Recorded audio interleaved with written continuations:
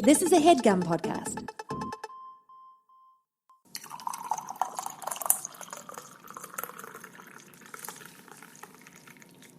It's already recording. Yeah, it's already recording. Oh my god. Are we going to start off the show like this? Squeezy's crunching. I'm clearly not ready. Yeah, that's how we're going to start off this show because, man, it's been a fucking day. I know. I've had it's been a day. It's been a day, guys. But it's okay. It's only like 10 p.m. and now we're having espresso. Yeah, so that's always a sign of what a day's been like. So this is Coffee with Rachel, and I'm Rachel. I'm Chris. And today we're going to be talking all about mental health because this month, which is May, in case you didn't know that, is Mental Health Awareness Month. I did not know that until you told me like 2 days ago. Yeah, I know. You didn't know it was May? That's awesome. But, yeah, please stop. I'm just kidding. So, we wanted to do, I know we've done previously a mental health episode before, but we wanted to do it again. Honestly, yeah.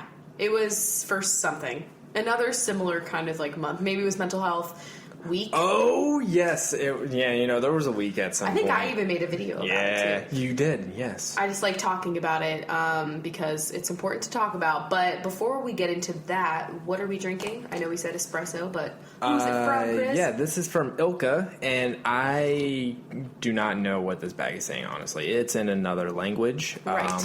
But it's got some guy playing a guitar on it. It's very cool looking. But the cool thing that Ilka sent us was she sent us, it looks like a freaking art portfolio. I know. Like, you open up this thing, there's like envelopes, there's cat drawings everywhere. She sent us these beautiful drawings of not only Squeezy and Lila, which, watercolors. I know, that yeah. looks like watercolors to We me. need to fucking hang those up, like, immediately. And then there was pencil sketches of Rachel and I, and they are spot on, too. Like, these are all very beautiful. There's paper here with the letter, and it's like some crazy parchment with coffee beans on it. The fucking envelope itself, like the card, has like multiple envelopes that are all over the place, and it's like the most lit fucking letter. You went through so much trouble to put this all together. We don't deserve this. So thank you so much, Ilka, for this, because it was awesome. And the coffee, the espresso, is it's potent. It's definitely happening. It's definitely happening. If you guys want to send us any coffee, P.O. Box is on the Twitter, on our website, CoffeeWithChrachel.net. And CoffeeWChrachel on Twitter. Yeah, so that's where you can get the address. All other information. Let's get all the shout-outs out of the way. That's happening. Done. Yeah. We're good. We're here. We're hanging out. How you guys doing? We hope you're doing well. The planets are still doing stuff, and I hear that they're going to stop soon, so that's cool. May 22nd. I think I might have said that already, but oh, really? Cool. Yeah. That's awesome. I'm very happy. You can tell we're very eager for that moment to come. Yeah, I would say I'm definitely excited about it. I am so excited. So, like I said, today, or this month, is Mental Health Awareness Month. And, it's something that I have only become, very recently willing to talk about. You know what I mean? Like, I feel like I was never really comfortable talking about it before.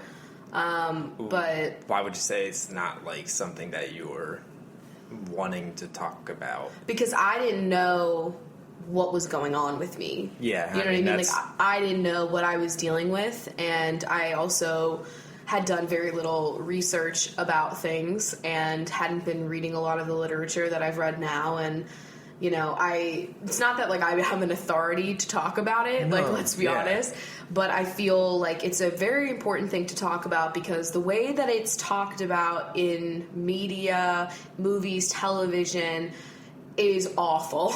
Like, it's one of the up. first things we want to talk about is stigma, and it's one of the reasons why having awareness months like this is, like, super important and will be very, very important for a long ass time to come because there's a lot of info that needs to be spread and a lot of stereotypes and stigmas that need to be, countered. Yeah.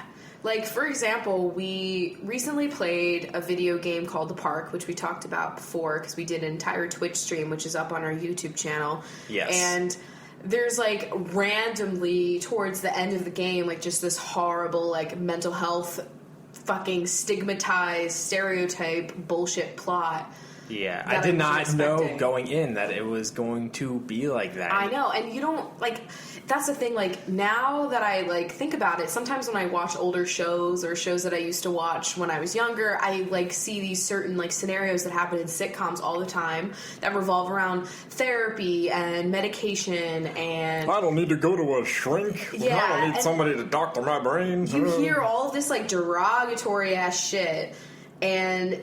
You, like, if you don't have a mental illness or you don't know someone that has a mental illness, you might not see how offensive it is. Yeah. But holy shit. And that's why, you know, so many people will judge you if, like, they find out that you might be dealing with something or you do go to therapy or you are on medication. And that's why I like to talk about this, because millions, literally, like, so many millions of people are going through this, and it doesn't define them, and they are not the stigma. And that's why most people use the hashtag I am stigma free. Yeah. Which you should use. And it's very frustrating to see it. We were actually, we were looking for a show to watch, and Chris had never seen the OC before, so we've been going through that. Yes. And I completely forgot about the plot in season 1, where there's, like, a new guy that Marissa meets when she goes to therapy, and they just play him up as this, like, oh, he's crazy and he's in therapy and he's been on medication and he's had, like, a suicide, you know, attempt. And, like, the way that they talk about it, like, it's not like they're worried about him or that they're concerned. They're like, I'm afraid of him. And they also end up making him, like, extremely violent, which usually isn't the case for most people that are dealing with a mental illness. Like, yeah, but it's usually the case in media. In media, of course, they want to make everybody look like we are people to be afraid of and not to have the same kinds of things. Like, it's embarrassing to be going to therapy. It's embarrassing to rely on medication that's literally just balancing some chemicals that we all have naturally occurring in our bodies. Just some of us, those chemicals are out of whack. Some of those chemicals, they might be producing too much of, too little. And you're just taking medication to balance that. Like, it's not this horrible thing. And I hate the way that we look at mental health comparing to physical health. Because it is a physical illness, even if it is a mental illness, because it can still manifest physically. Yeah, exactly.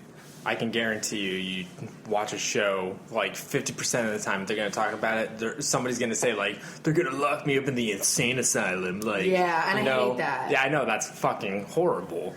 Like, it's one thing if it's, like, a period piece, like Mad Men when they did Betty going to therapy. Like, okay, we get it. Like, this is the 60s. Like, shit was not the same. But now, like, current media, we could be setting, you know, the tone and, like, the proper way to talk about things. But, you know, it hasn't really quite reached that place yet. I know. Like, I want to see someone on a popular television show, like, just like a young person in their 20s that is going to therapy, and it's not, like, you know, like a thing. They're just like, oh, I have a therapy that day and then I can hang out with you later or something like that. Like, just having a line like that that normalizes it, you know what I mean, would be fucking great.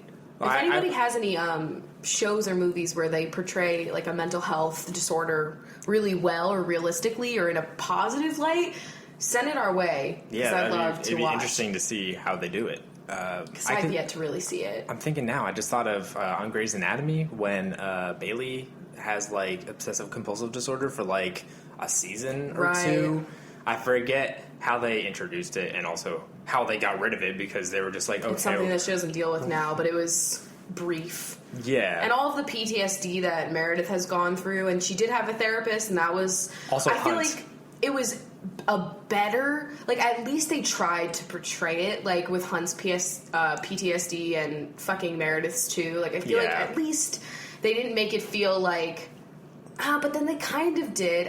It's very messy. You know what I mean? Like, they really tried hard to, like, make you understand that, like, this is a justifiable thing that has happened for these people that have gone through these horribly traumatic situations. Like, that is not something, like, wild or, like, I mean, it's... Like, that anyone would be dealing with. It was, like, only... Yeah, and that's the thing with... Okay, so PTSD is something that has actually come up recently in my life, because when I have, like, at therapy, when you're there for, like, 6 months, they kind of do, like, a check-in with you, and they, you know, kind of reevaluate where you're at and what diagnoses you might have. And, you know, I was originally diagnosed with depression and generalized anxiety disorder, and that happened when I was like a junior in college. So yeah, whatever, that was back in Pennsylvania. Was. That's what your first diagnosis was. Yeah, and so now I've been in therapy longer than 6 months, but back when that happened, one of the things that was thrown around was PTSD, and apparently that is something that I am dealing with,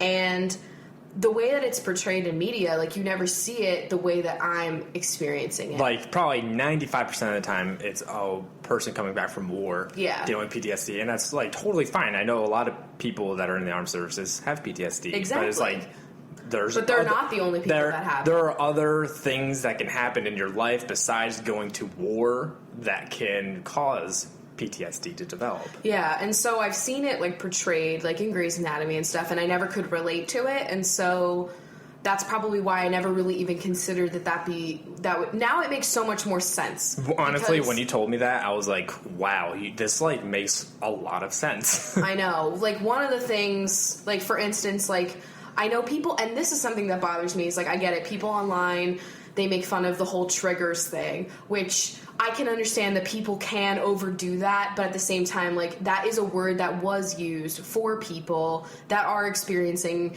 like, a mental health issue, and it is a word that we use when something triggers, like, either a panic mode, attack mode, any kind of different, like sometimes I will hear certain things and I will immediately go into, like, my heart super accelerates. And now that I can understand that that's because I have PTSD about some of the things that I went through growing up, like, I understand now, and it makes me feel less like a failure, or like, just like, the thing about what I deal with is that it does affect me every single day in, like, almost all aspects of my day-to-day life. And, like, I know that it doesn't define me, and it's not the only thing about me, but it does affect a lot.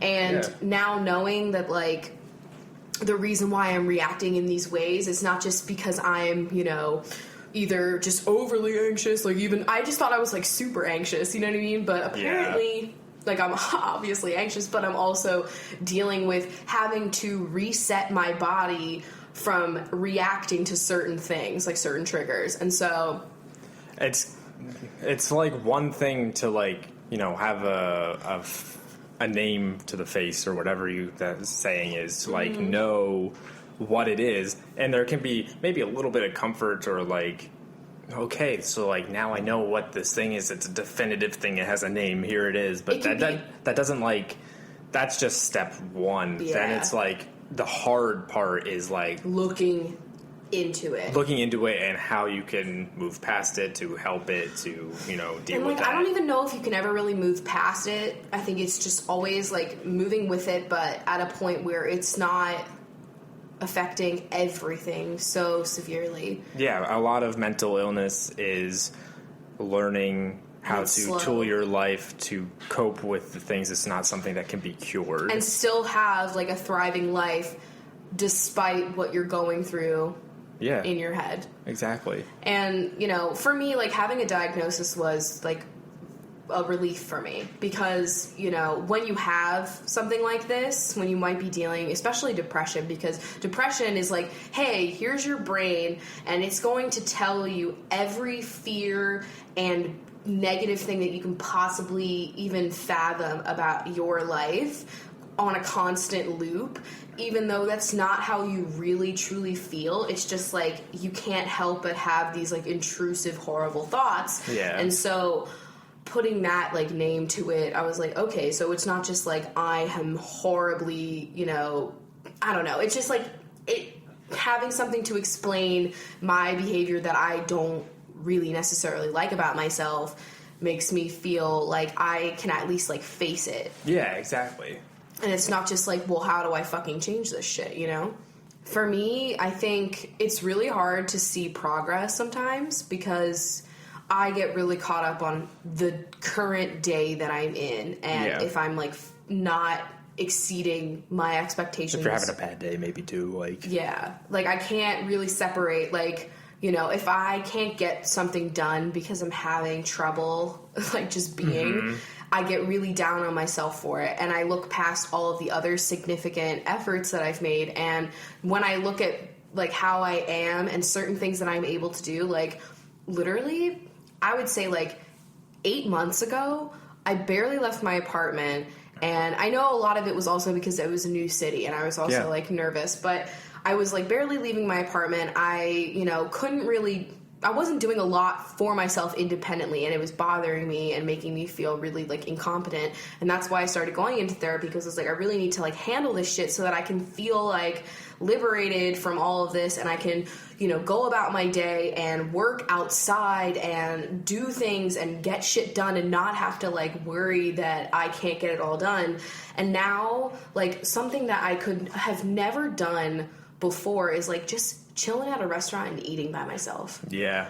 That's something that if you told me that I would be currently someone who does that, I would be like, how? How would I not feel horribly uncomfortable, feel like everyone was looking at me, not have somebody to like, looking like I'm eating alone, like, oh, what does that say? Like, no, I'm having just somebody like posting a picture of you on a blog that was dedicated to people eating alone. You remember that? Like, yeah, no, I've had all of that anxiety. Like, yeah, well, like, I and that's a real thing. Like, yeah, but it's just like those kinds of things. They can be like funny, but like it's not. Though, it's not like it. Yeah, like it's not.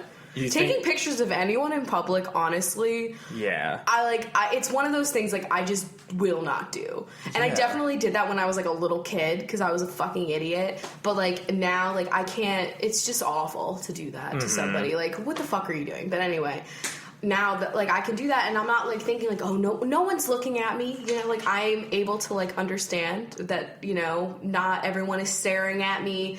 Not everyone is, very calculated about what I'm doing, and I don't know. I've just that one little thing that I'm able to do. It's like one of many different things that I'm able to do now, but that one really sticks out to me because I used to think that would be like the most embarrassing, anxious situation that I could never handle. I'm sorry if you guys hear anything in the background. Lila is having the time of her life right now, playing around with stuff. Did you have some espresso too? I think she definitely did, honestly. But to what you were saying, like, I don't deal with mental illness, but I can understand that, like, one of the hardest parts is that it's such a slow process, and like you're slowly being able to do these things that, you would have said to yourself 8 months ago are impossible for you, and now you're slowly getting that, and you don't really pat yourself on the back until your therapist brings it up and is like, because like another example is I know somebody asked me a question and they were like, well, what's like the most significant thing that you've like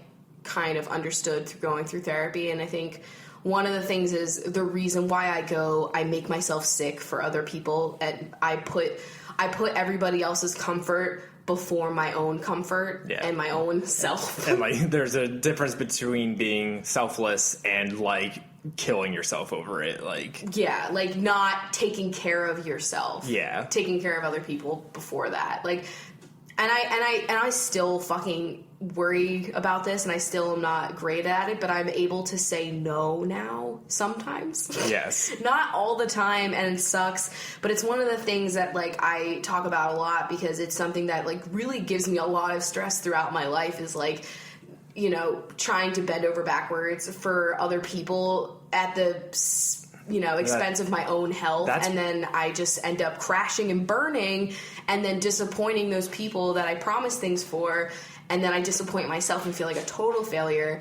Yeah. And then, like I'll go into therapy and I'll say like, so I was able to like take that day for myself and I didn't schedule anything and I did everything that I wanted to do and ate, the 3 meals and everything like that. Like just remembering to eat, things like that. Like I have to work on, because in my house eating was so not a normal thing that happened. And so now I have to like literally train myself to feel hungry, to eat food, to keep myself like from getting like terribly sore and achy and disgusting, because like I'll forget to eat because I'm not used to thinking about yourself. Yeah, like I'm just not. So that's one of the things that's like really heavily pushed in society, is that like if you're in any way, shape, or form selfish, like you're a shitty person.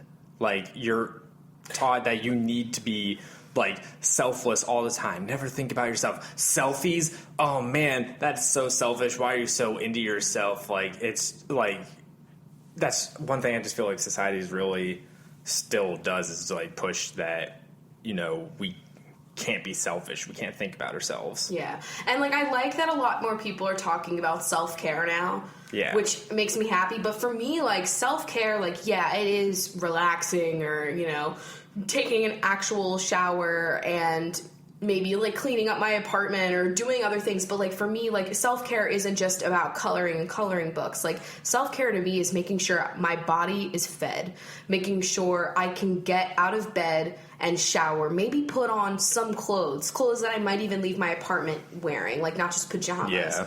You know, self-care to me is actually answering my emails for work and getting shit done that I need to live instead of it just being like slather your body in lavender or whatever. Mm-hmm. Yeah. Like, it's more than that.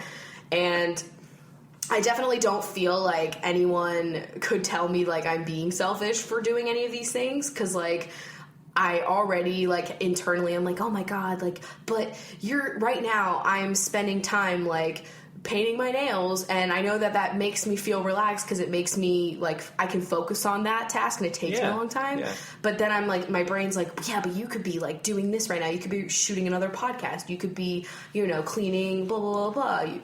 It's just, I understand. Yeah. It's like I can't ever shut up. So like it's just a mess, and I usually, you know, push off things that I need to get done for myself that keep me happy, just to like make other people happy, and that's where I fuck up. So I really need to stop. And like every time I go into therapy and I tell her like that I did something where I did take it for myself and I didn't like just give all my time away, she's like, oh wow, well that's really an improvement because you never do that. You know what I mean? So yeah, I think one thing that you have improved on that I've seen is that along the same lines that you have been celebrating your accomplishments at home more, not just at therapy. Like you do things that you weren't able to do a couple months ago. Like, one, I'll be there to like say like, hey, like, I'm proud of you, you did whatever. But like you also do that for yourself sometimes too, and you're like, I'm gonna fucking you love doing your fucking face moisturizing routine. You're like, I'm gonna go do this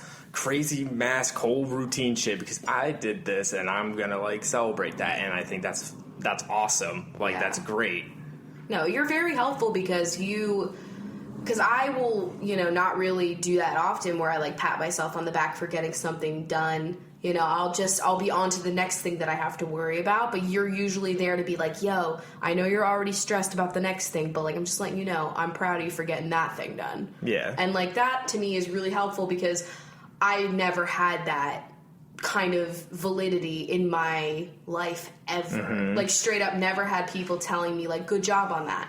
So having you, it's been like me having to like rewire like how I am, because I'm used to being in like a totally different like war zone kind of situation. Just totally invalidated all the time. Yeah. And like now it's having to like be able to relax and not have to feel like the guilt. And the guilt is the problem that I have. It's like I put so much pressure on myself, even to like get better with mental health, which is frustrating because like it's been going on for years, even though I've only been in therapy for the past like 4 years. Yeah. Basically, like on and off. To go along with that, like, to anybody out there that is either in a relationship with somebody and you're dealing with mental illness and they're not sure how to handle it, or like if you're in a relationship with somebody who has mental illness and you're not sure how to handle it, easily the number one thing you can do to help is be validating for them, because you know it's like I can guarantee like anybody else that's dealing with mental illness is probably having the same situation where they're feeling invalidated in one way or another, and so having, you know, one person on their side like running for you like under, like, you don't even like it.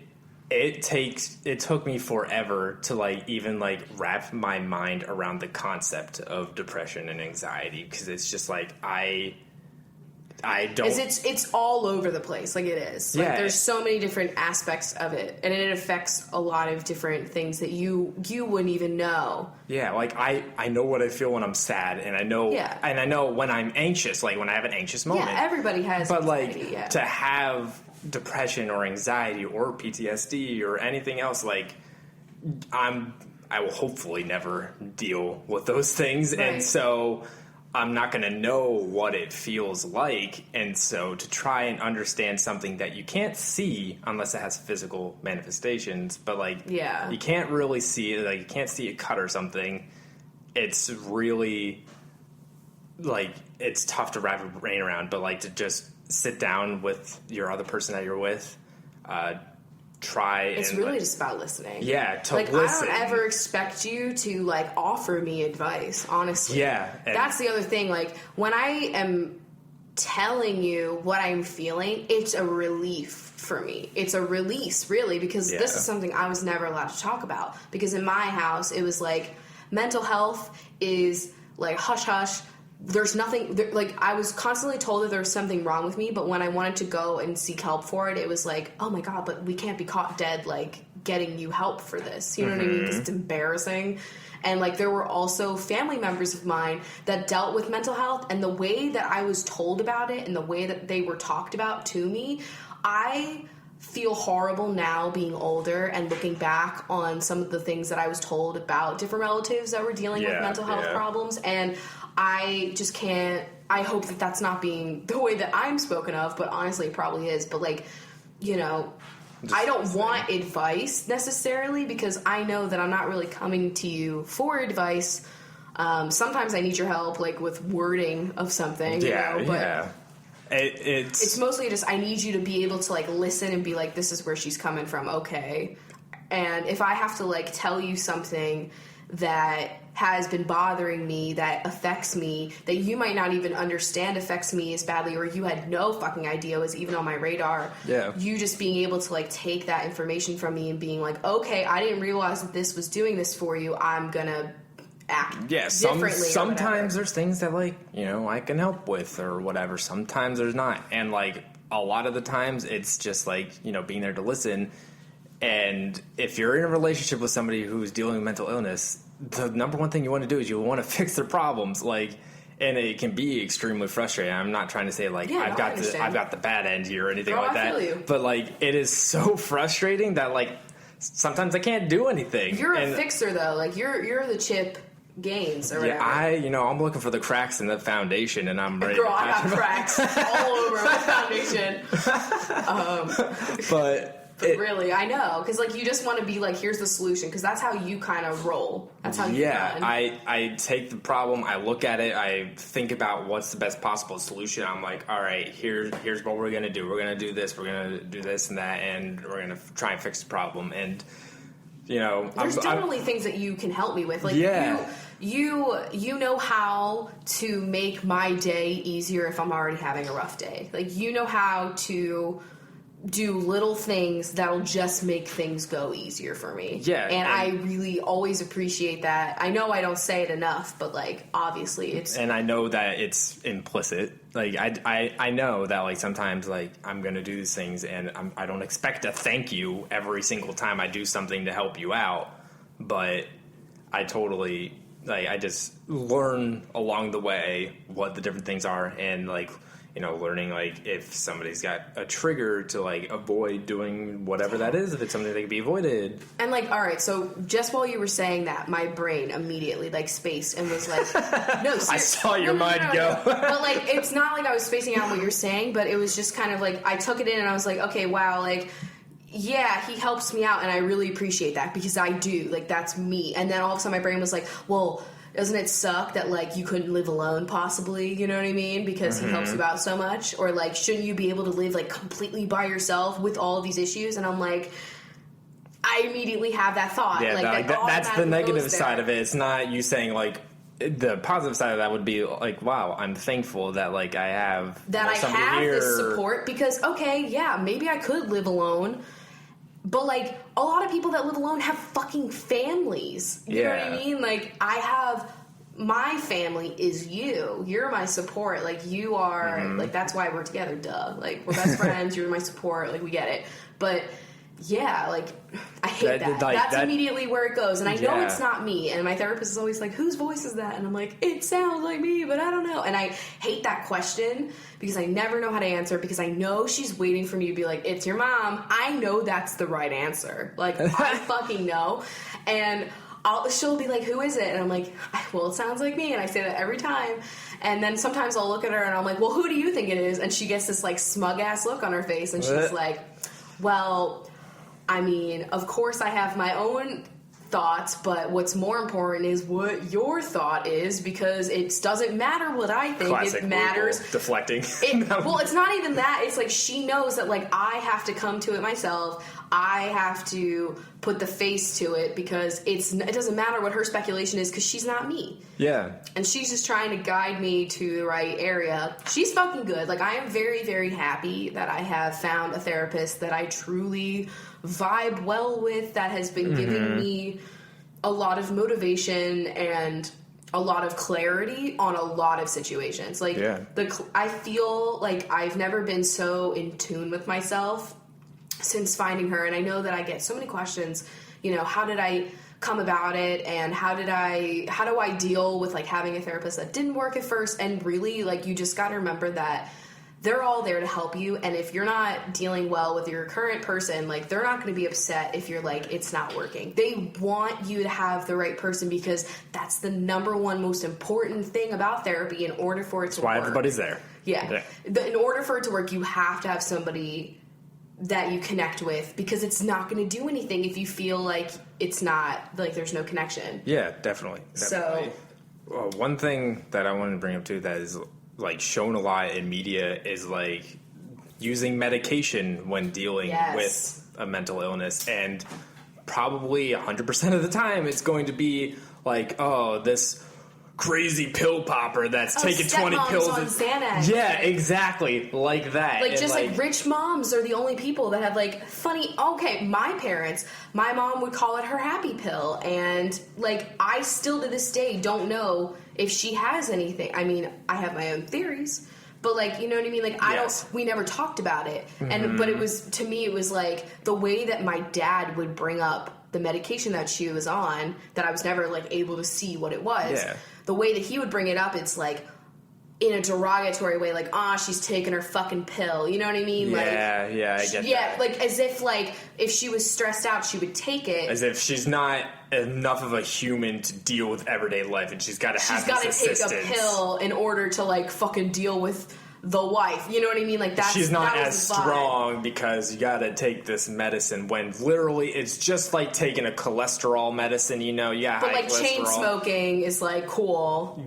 Like, everybody's always, like, glorifying, like, the chain smoking stressed person, but, like, not the person that has medication to deal with something stressful. You know what I mean? Like, like, medication, it's a viable option to help balance chemicals going on. It's not for everyone, but it's also, if it's working, like, that's awesome. Like, some people really need it. Like I said, it's all chemical. Like, fuck, like, you're not going to tell somebody that is dealing with a virus to not take the fucking antidote or whatever the hell. Like, you know what I mean? Exactly. If I personally have not been on any medication, but that's just because, like, right now we're just doing, like, the cognitive aspect of things, and we have brought it up multiple times, but we haven't, like, done anything, like, serious about it yet. But I'm not, like, totally opposed. It just really just depends on what they think is best for me and what I think is best for me. But, like, you know, there's like many different ways to help mental illness. It could just be going to therapy, could be taking medicine, it could be a lot of different things. So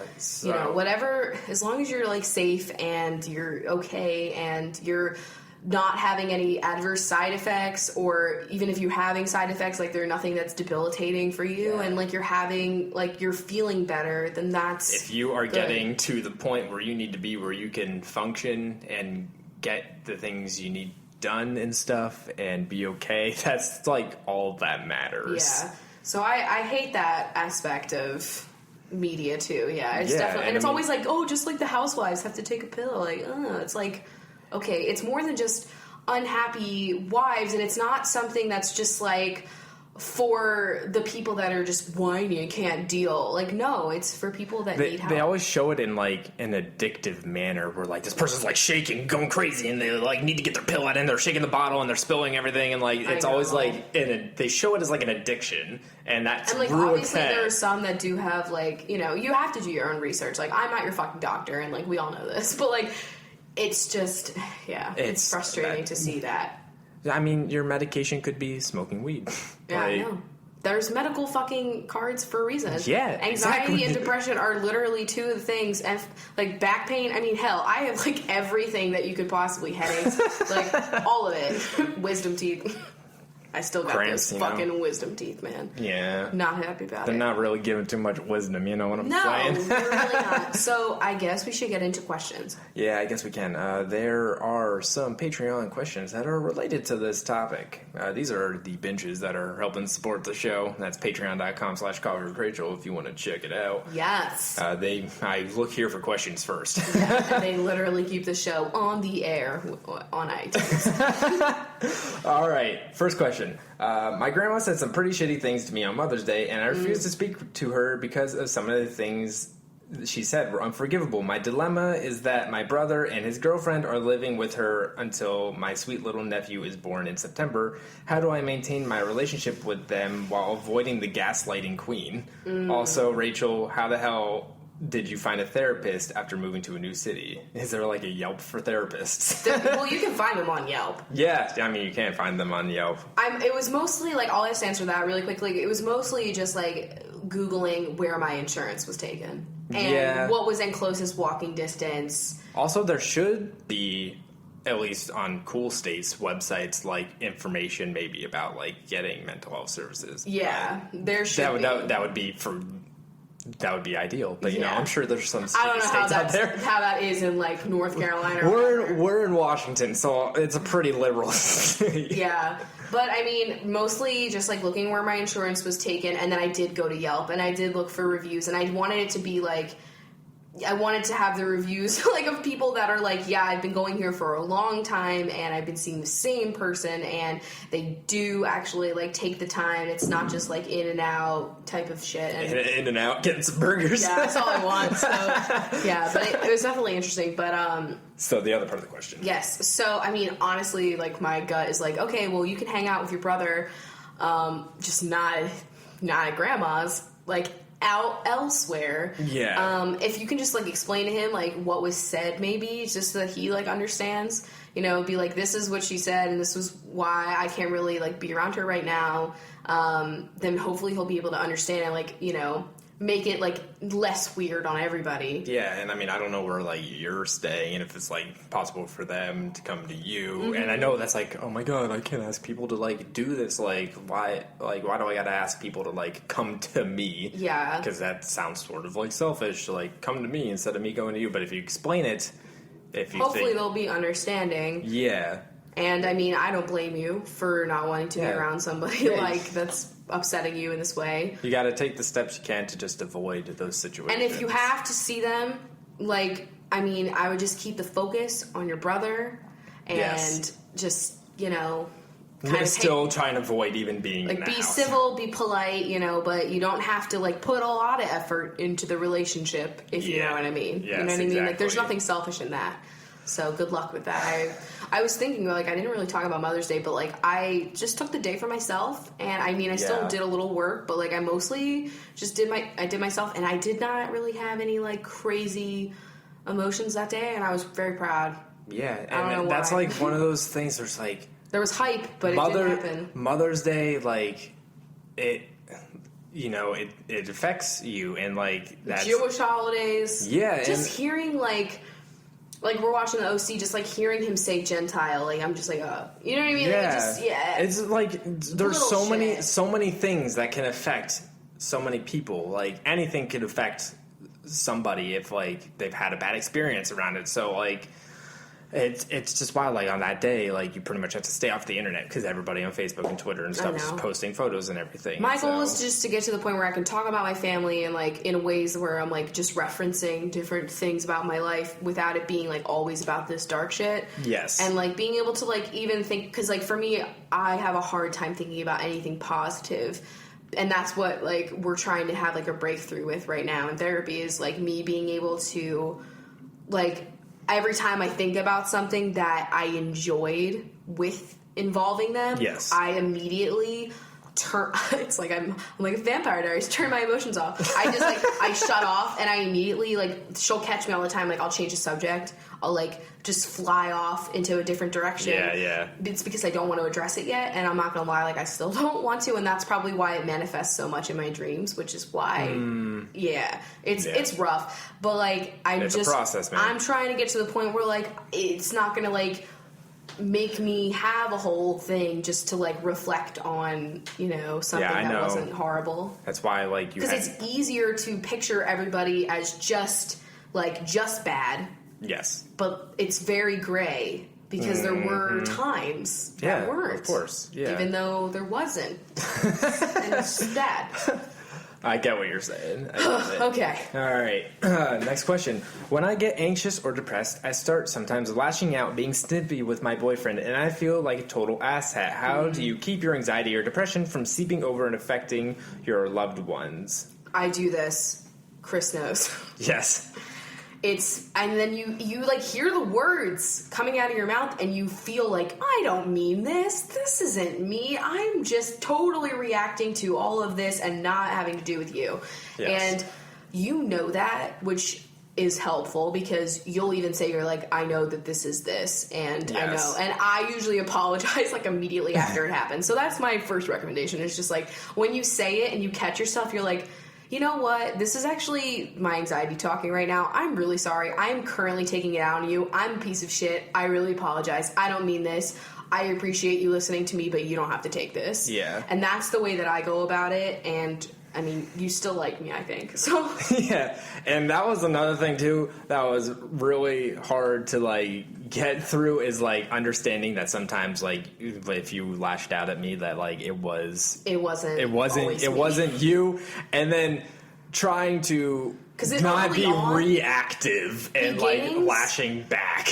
Yeah, I know, because that's where you and I would have a lot of arguments. Yes. In the beginning of our relationship was because like I would lash out and you would get angry back because you didn't know where I was coming from, and I would get upset that you were coming at me because I knew what I was feeling or whatever, and it was just like this whole thing. Yes. But now you understand, and I've also like, because we've had so many like conversations about how it goes, I'm doing that less and less and less because I'm more self-aware and I'm better at being able to like not.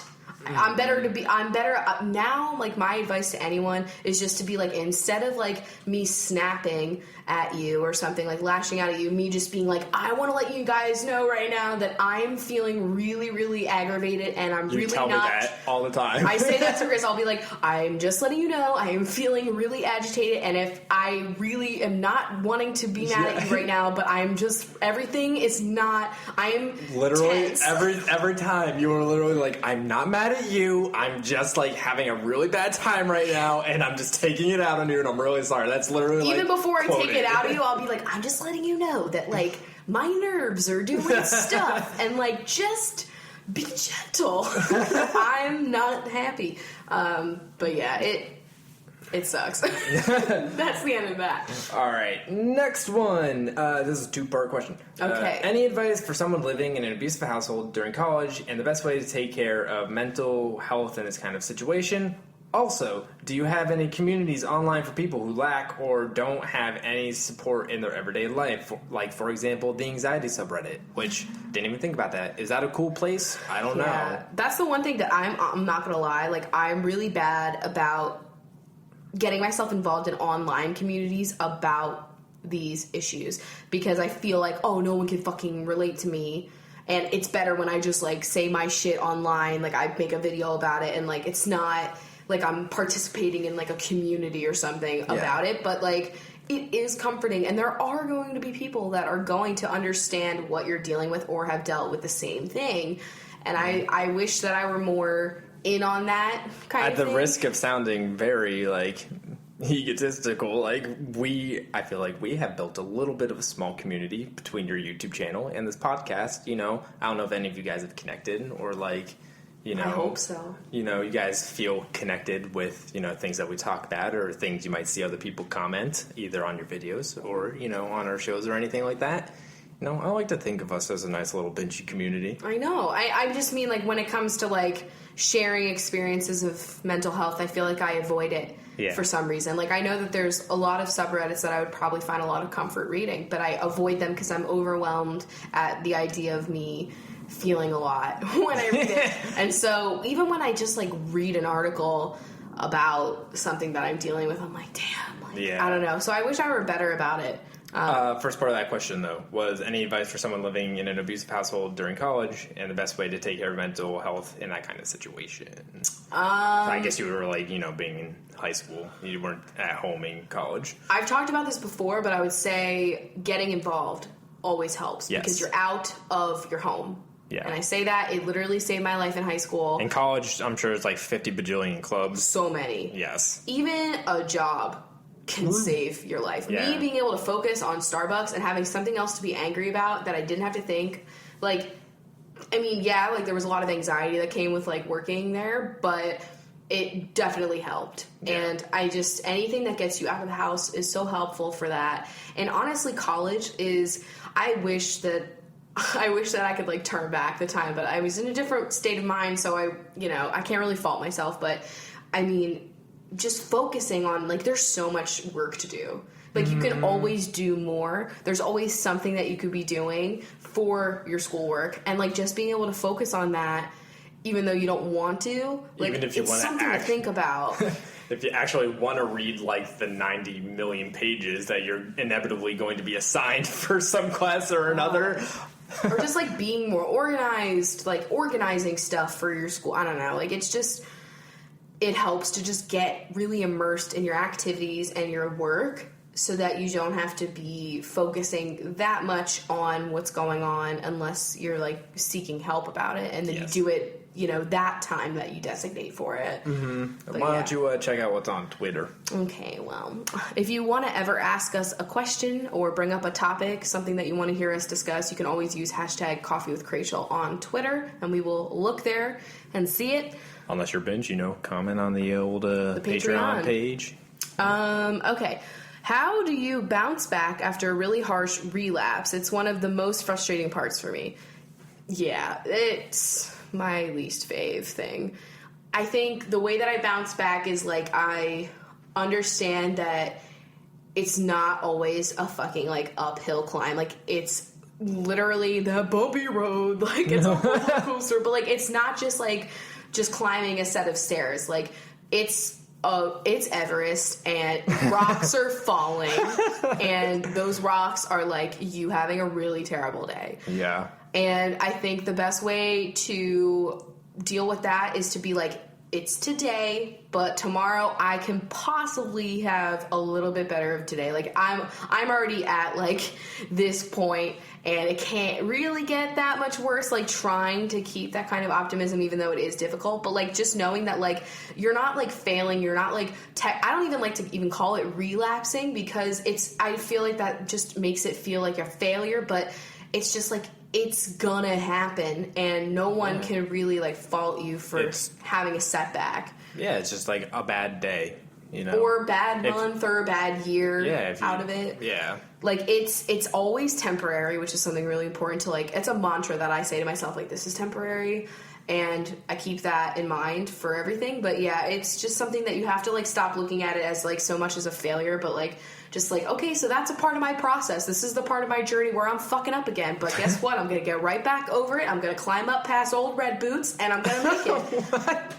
Everest is a really dark place, I feel like, to make references for mental health, but we're going there. Yeah, we are. I'll never climb that fucking mountain, though. I'm gonna watch that movie again. That movie was shit, but Jake Gyllenhaal looked hot. How do you deal with depression and anxiety hitting you hard during finals week? Not well. Not well.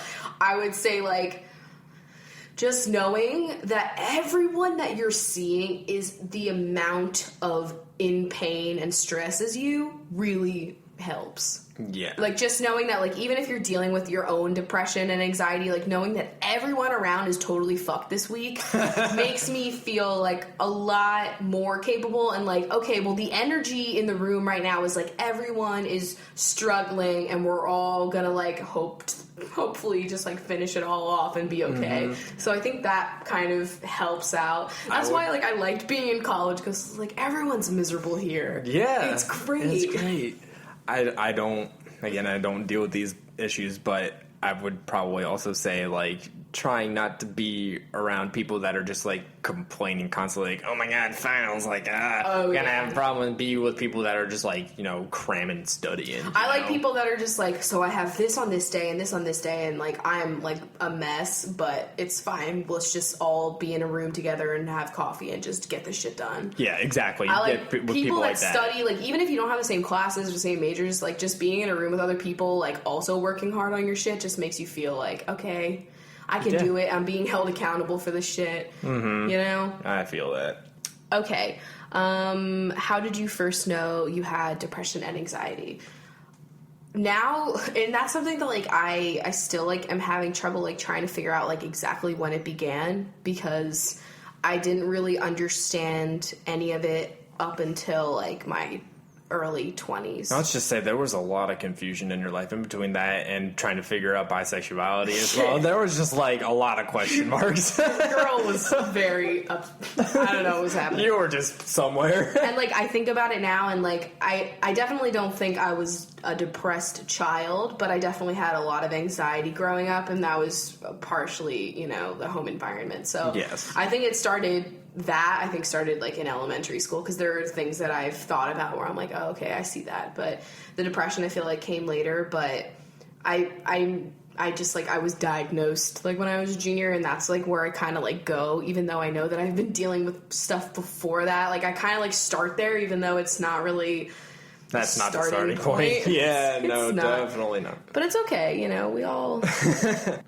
Ooh, I love this question because we just finished watching this. What were your opinions on the portrayal of mental health in Kimmy Schmidt season 2? Oh, yes. We just finished watching that. It's because, like, that happened after pretty much, like, a couple months after I got my PTSD diagnosis, so it really hit me. And I'm really glad that they're exploring her PTSD from the bunker and how it's affecting her. I was honestly really shocked because, like, Kimmy Schmidt is, like, a very, like... It's like a comedy, but, like, with a comedy, dark twist. Very, like, pretty peppy. Like, they have, like, dark themes, but they... Peppy, like, dark satire. Yeah, like, it's, like, really bright and colorful and, like, happy. The fact that these girls were trapped in this bunker for, like... They're fine. Like, he was doing horrible things. It's not like The Room. Yeah, exactly. Yeah. Yeah, I'm really glad that they're exploring it. I love that show. It's a good show to watch. I would watch it. It's fucking great. They get everything. They nail everything. But yeah, I really like what they're doing with it, and I appreciate it, and I think it's going to continue into season 3 and I love, that's a show where they're talking about therapy, and, like, yeah, in the beginning of her going to therapy, she's a little bit, like, embarrassed about it, but I feel like we kind of all were, because we were, like, taught to, like, think that this is, like, you, lesser. Like, you know, yeah, like, you have to be ashamed of it, and, like, I've even thought, like, going to therapy, telling Uber drivers to, you know, like, I'm plugging in my location that I need to go to, and, you know, I'm always wondering if, like, oh, I hope they don't think, like, I'm, like, this crazy bitch, and I'm like, whoa, why do I have that thought? Like, it should literally be, like, you're just going to the doctor. Yeah, exactly. Exactly. And I have to, like, not care, and, like, I used to say online, like, I have an appointment. No, Now I have a session, and you know where I'm at. Like, It's not embarrassing. It's just me trying to get my shit together. Exactly. So, yeah, I just love Kimmy Schmidt. No, yeah, it's definitely a good show. No. I know. They didn't do that. I mean, he did do a lot of singing, though, Titus. Yeah. I was appreciating that. They had a lot of gentrification talk on that in this season, too. Yeah, I know. Them and Shameless have been really killing the, like, hipsters moving to like the fucking shitty part of town or whatever. I love the way that Shameless did it. That was so funny. I know, and it's like it's so real too. It's so real. And they get everything there. All right, Lila really needs to chill the fuck out. Yeah, she's just like hyper right now. Holy shit. Okay, so what are your favorite productive self-care rituals? So yeah, instead of it just being like pampering, because like that's part of it too sometimes, but that can also be productive. Exactly. Like doing your nails. For me, my nails, like having my nails looking clean for me, because one of the things that I do is like I pick the shit out of my skin and it's really bad, and like we talk about it with the feet and everything, it's a horrible thing. But keeping my nails like really clean for me like helps me not self-mutilate in that way, so that's cool. So that for me is like less pampering, but like, you know, taking a bath or something, you know. But for being productive, cleaning is my favorite. Yeah, I can put on like Fleetwood Mac's greatest hits, clean the whole apartment, and I feel like I can do anything.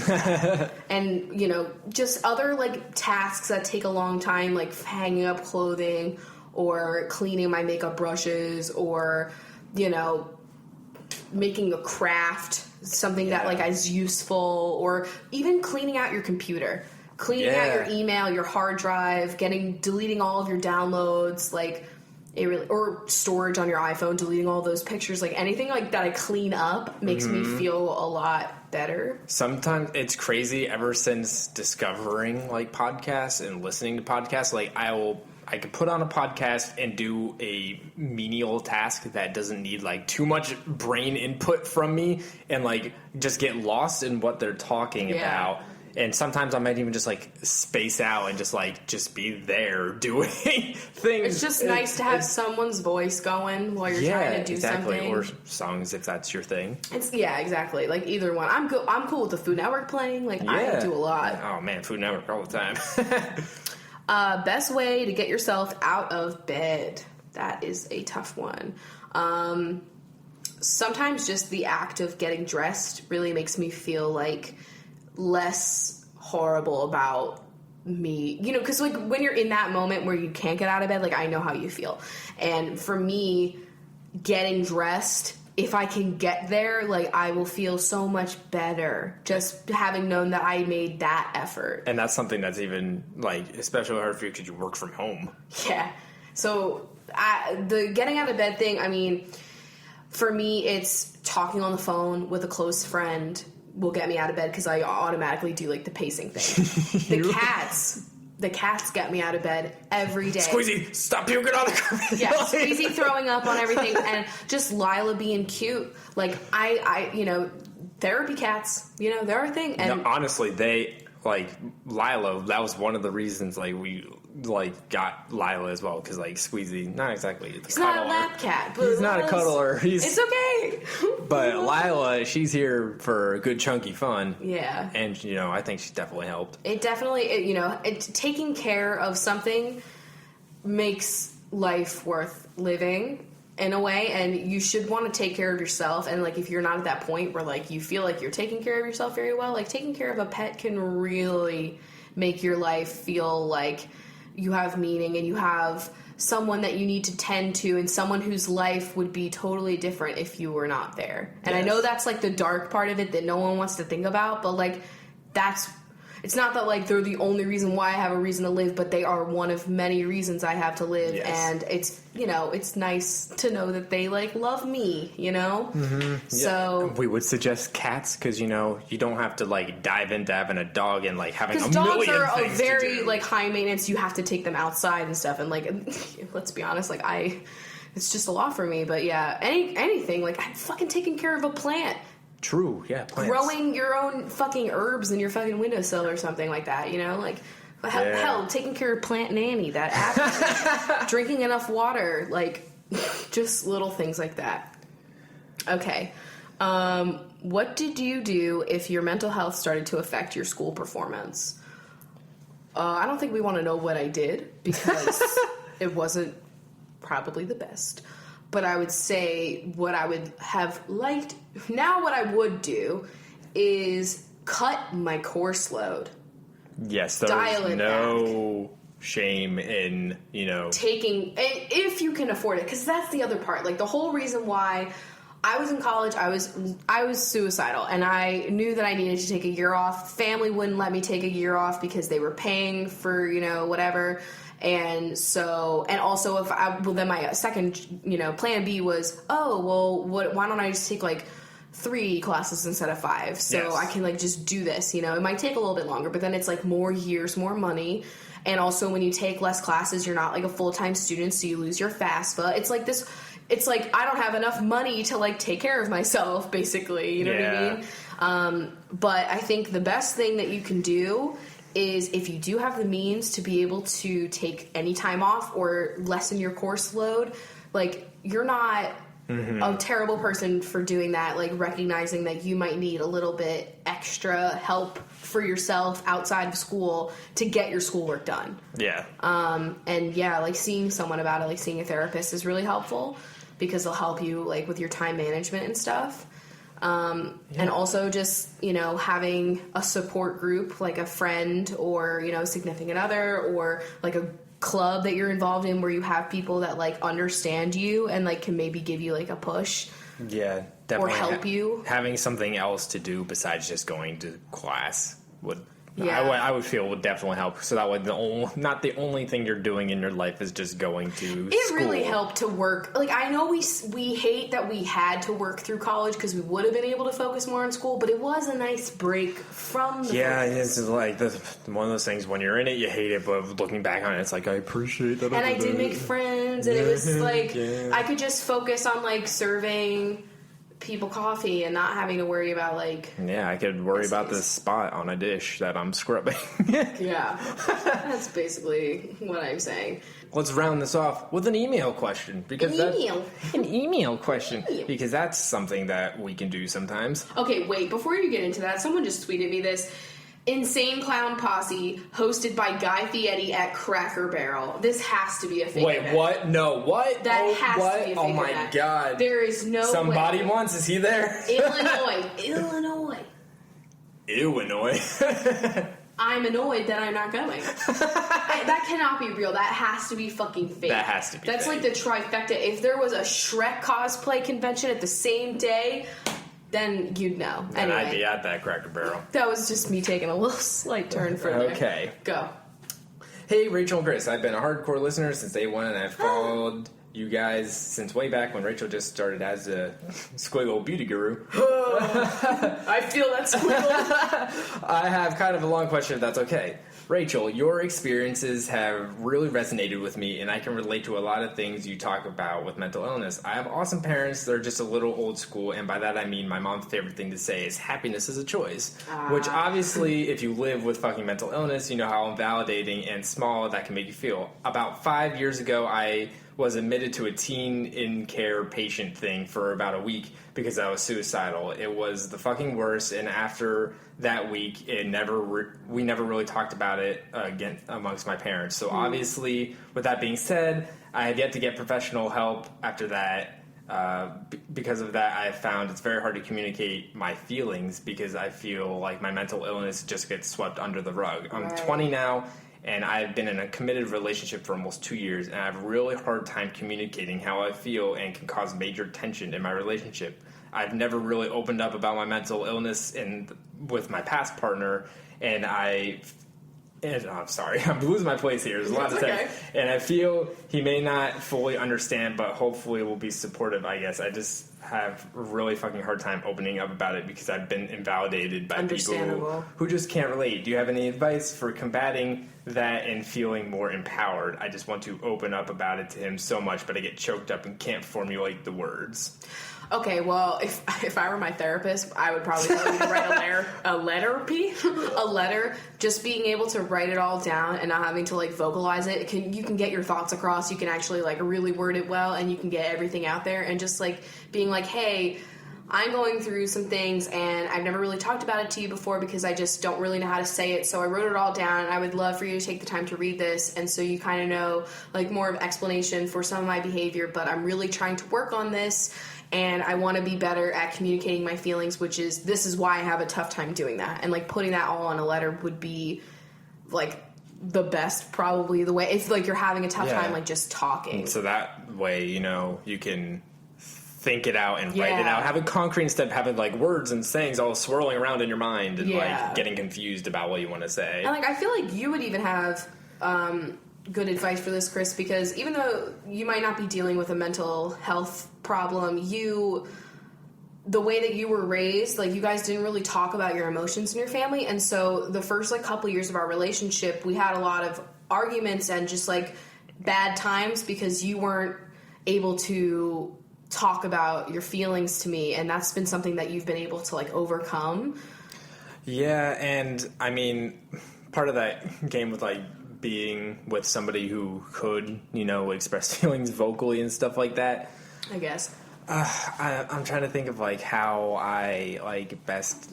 I think just even knowing like why you are this way helps. Being like, okay, well, for you, for example, you know, you know that the reason why you're having trouble like talking about your mental health is because your family makes it just like disappear every time it's been a thing, and so like just you even knowing that is like, I'm sure like a light goes on for you, like, oh, so that's why I have trouble talking about it, and like maybe you can think about how you would like that to not be a thing that is affected. You know what I mean? I'm similarly for me, like I've thought about like I've literally never talked about this stuff, and I was like shocked. First of all, think back and like, wow, we didn't talk about shit.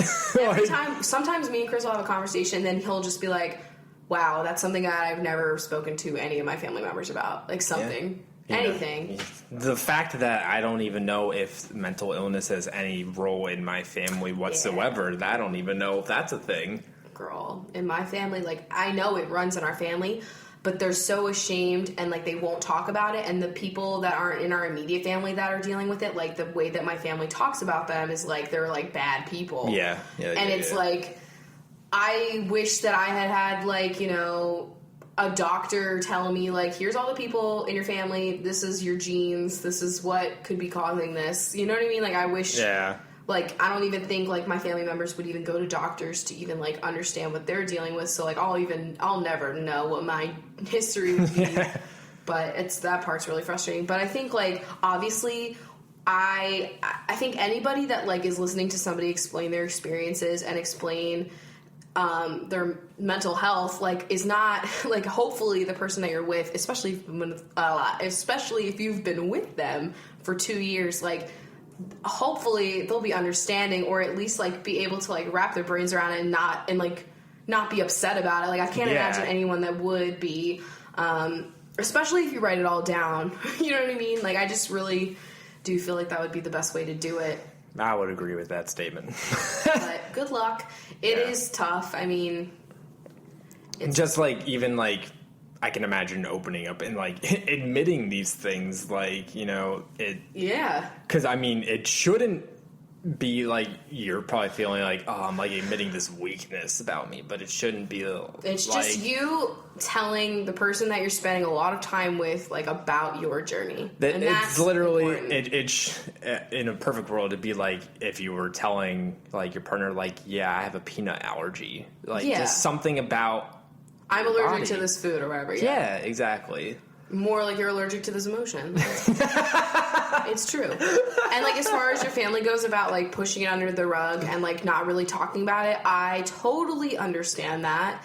You know, we tried to get them to, like, understand, like, the severity of what I was dealing with when I was in college, and they really just couldn't handle, they just could not do it. They just weren't willing to, there was literally no willingness on the other end to, like, even try to understand. I think the one thing that always will hurt me about it is that there's never been concern. Like, that's the one thing that I did. I was just looking at Twitter and someone said, well, like, what's the one thing that you've gotten the most, like, meaning out of in therapy? And I think it's like, I'll say something and then she'll say, like, well, what strikes me as odd about this is that, and they reacted in an angry way to this instead of acting concerned about you.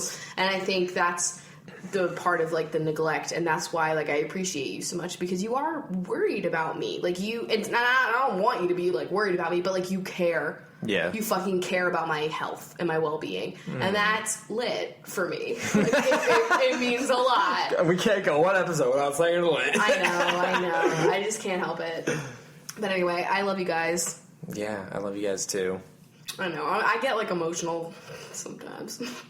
Sometimes. Come on, you stare at the cat for 3 seconds and you're weeping. My biggest inside joke with like everyone that knows me is that I'm just always crying, and that's like even just happy crying. Like I'll never stop. Mm-hmm. Okay. All right, so I guess we should wrap it up here. Benchies, you're coming up next. We're going to the mall. That's what our theme is. Oh, Camellia Malky will be real excited. Yeah, so everybody else, thanks for coming in. I hope you're more aware of mental health. We hope this didn't bring you down, but gave you like some optimism and insight. Some validation. Yeah. We will here for probably you talk guys. about this many times, especially as I am going through things and, learning as I go. And anything that I can do to make somebody feel better is like the most, like, how people are like, oh, being a teacher or something, like, thinking about like saving lives or whatever, like all these different occupations. Like I never would have thought that I would have gotten the amount of satisfaction that I get out of just like talking about my experiences and knowing that I'm helping like maybe one person be able to even just like, not even if I'm just making them laugh or something, but like just to like have somebody be like, yo, that's how I feel, and I never knew how to explain that before. It's a crazy thing to have, like, know that there's somebody out there who's dealing with something. Because that's how I feel when I watch or listen to something like this, or like when I, watch Katie Morton's channel, for instance, who I love. She's a therapist on YouTube. You should check her out. She's got amazing videos. Yes. But anytime I watch any video on like mental health, BuzzFeed usually does a bunch of really good mental health videos. That's like one area of BuzzFeed that I really appreciate. But I thought that was just the most I was going to be able. People was like, "Hey, there's a tornado coming towards you right now." Oh my god! The other day on Facebook, not to like make this dragged out any longer, but like it was when we had had our graduation anniversary, I guess. It was like 2 years ago. Oh, yes, Facebook time up. And your sister's like, we better hang out before you move to Seattle to, like, chase hurricanes. And I was like, damn, Chris, how many hurricanes have you fucking chased here? There are literally hurricanes barely ever come here. No, I mean, like, weather, you know what I mean? Oh, yeah. I was like, damn. I chased a snowflake once. Yeah, you did. And that one cat that followed you. But that has nothing to do with weather. That's not weather. I just thought about it. I mean, if it was raining cats and dogs, maybe. I hate you. Okay. All right, let's fucking stop blabbering. Thanks for having a cup of coffee with us. We love you. See you next time. All right. That was extra. Now that we broke our mugs. What the fuck was that? Let's go to the mall. Lila, can you please? Lila's I love you, but your little now. teensums need to move. She's so cute. All right. Chris, why don't you start us off? I'll start it off this time. Nicole Dowling is buying a down comforter at Strawbridge's. Does that even exist? Carissa is carousing around on a hoverboard. Sarah Booth is awkwardly avoiding the salesperson at the hand lotion booth. Jade Bonner is on the hunt for a James Bond collection of DVDs. Nicole Allen is buying some boots at Aldo. Fabulous. Allison Sense is putting 50 cents into this cotton candy machine. Hunter Curtis is hunting for the perfect birthday gift. Megan Rackley is hanging a shirt back on the rack. Jasmine Moyer is listening to a jazz CD in FYE. Skylar Medley is buying a calendar of Pretty Sky pictures. Taylor Collins is making a test call on their new phone from the Verizon booth. It's a good feeling. Heather Ann is building a stuffed animal at Build-A-Bear. Sloan Fuller is hating that the wait for TGI Fridays is so slow. Emma Corbeil is getting a copy of Emma at Books A Million. Danielle Manus is the manager at JCPenney watching someone steal from their store. Yikes. Kate Convery is having a conversation with mall security, the old Paul Blarderino. Angelica Feliz is picking up some gel from the mall hair salon. Jennifer Cornwell is petting all of the furry puppies at the pet store. Sophia Koch is sitting on a comfy sofa while waiting for their family. Ash Roselle is buying an old Ashanti album in FYE.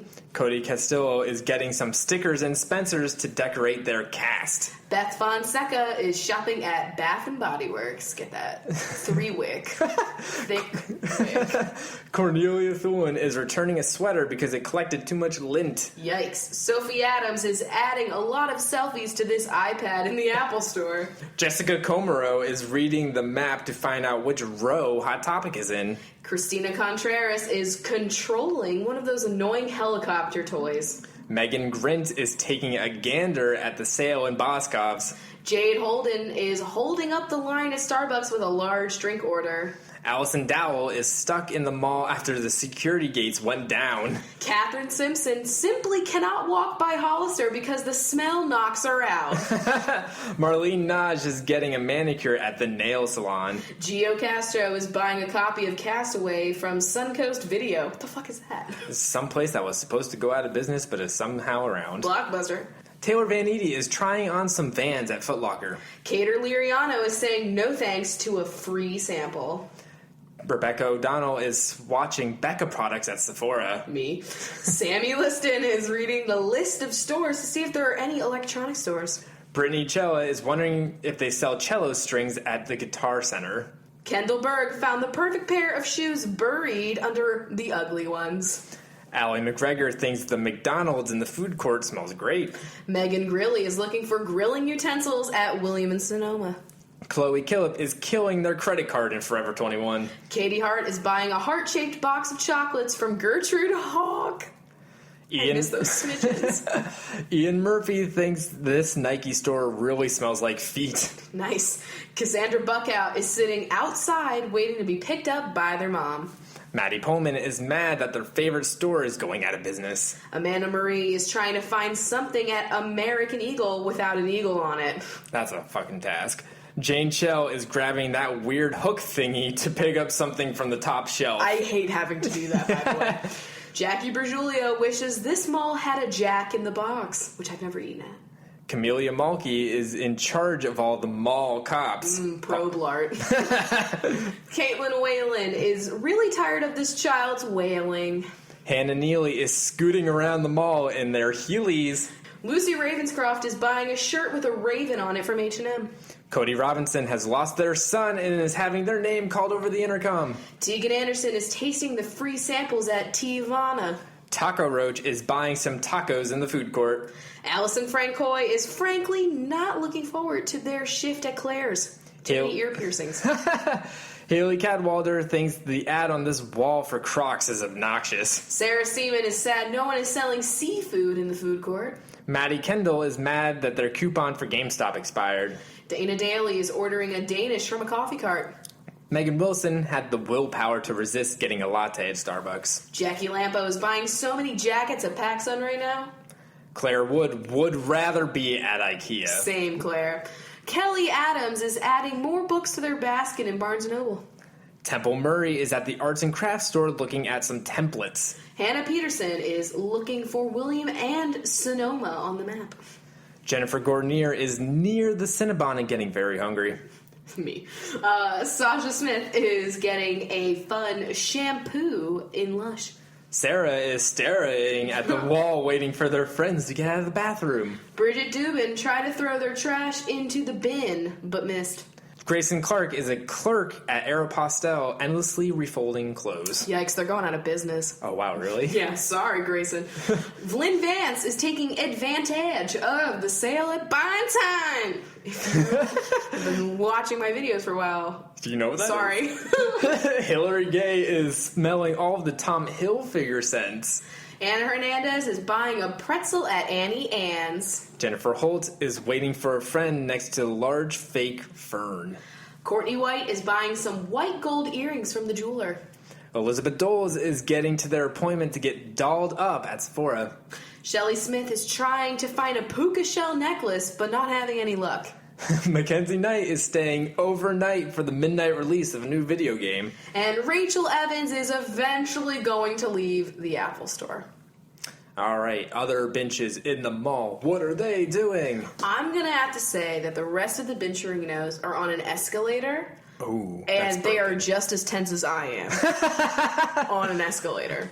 You're very tender on an escalator. Bree makes fun of me. It's a mess. I am very You know how Aubrey was talking about gingerly? Yes. That's me every time I get on a fucking escalator. What did they even say that gingerly was? Like, It was gay prancing or something? A gay tiptoe? A gay tiptoe? Yeah. We love you guys. All right, on the escalator. Pinchos. We got Stephanie Boscovich, Allie Malone, Mariah Hanna, Samantha Hartman, Kathleen Wynn, Elena Barcia, Zoe Yarmowick, Elizabeth Holbrook, Hannah May, Rose Barnett, Jax. Megan Preyes. All right, thank you guys so much. Don't stay at the mall too late, you know, you little mall rats. Yeah, you don't want to be Mackenzie Knight. Yeah, exactly. What else? We love you guys very much. Yeah, let's just hang out right here, right now. Let's just have it this moment. Do your Shavasana right now with us. Just ease into the mat. I love doing like my yoga voice. Like just really just say to yourself, you know, I took this time for myself today to listen to this. Lila's taking this advice right now. She is Shavasana right now. Lila is one fucking downward dog. Like, downward chunk. Shavasana chunk. Thanks for listening, having a cup of coffee. We love you guys very much. We'll see you guys in our next one. Yes. Bye. That was a HeadGum podcast.